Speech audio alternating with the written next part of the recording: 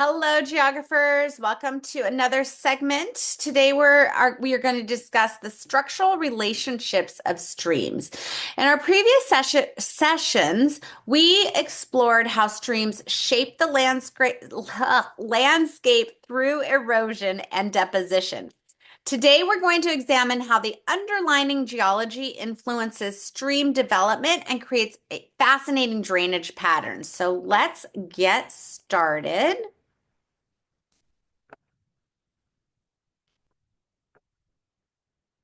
Excellent. So, the most important factor affecting stream development is the geologic and topographic structure over or through which the stream must make its way and carve its valley. The nature and arrangement of the underlying bedrock gives the stream course its profound ways.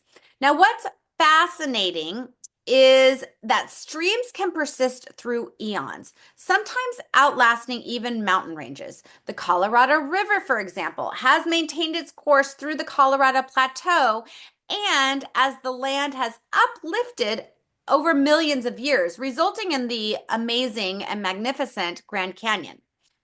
So, I'm going to skip ahead a little bit on our slides. So, drainage patterns develop largely in response to the underlying structure and slope of land surface, creating distinctive geometric and arrangements that we can observe from maps or satellite imagery. The dendritic pattern is the most common. Now, it's also more numerous than all other patterns combined. It resembles the branches of a tree, which it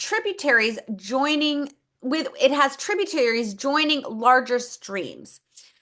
They're irregular, but they are always at acute angles, which are less than 90-degree angles. This pattern of the dendritic pattern develops in regions of uniform rock resistance. So the same underlying geology.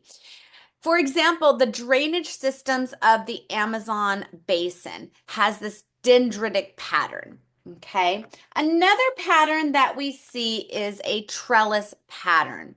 It usually develops on alternating bands of tilted, hard, and soft strata with long parallel subsequent streams linked by short right-angled segments.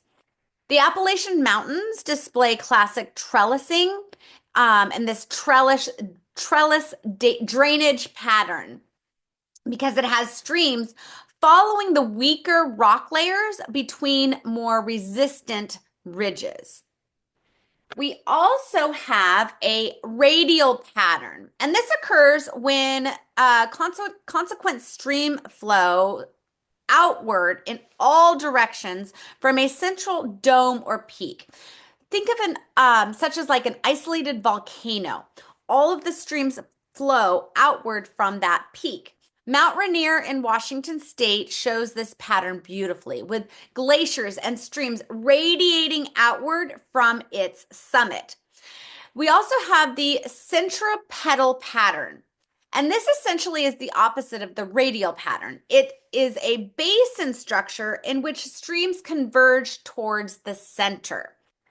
So think of a bowl. So Death Valley in California, where I have these pictures up, this exemplifies this pattern with streams from surrounding mountains flowing inward toward the valley floor. And the photo here of me on the right is just after a rain event where the water was gathered on the valley floor. Okay. Finally, we have the annular pattern, and this is a network where major streams are arranged in a ring-like concentric pattern in response to a structural dome or basin. And this occurs because of alternating concentric bands of tilted hard and soft rock. The Black Hills of South Dakota show this pattern with streams flowing in a circular path around the uplifted dome. So, understanding the structural relationships of streams gives us insight into not just the present landscape, but also its geological history. Next time you look at a map or fly over a landscape, try to identify these drainage patterns. They're like fingerprints that reveal the underlying geology and the long history of interaction between water and rock. Thanks for watching, and I will see you in the next lecture.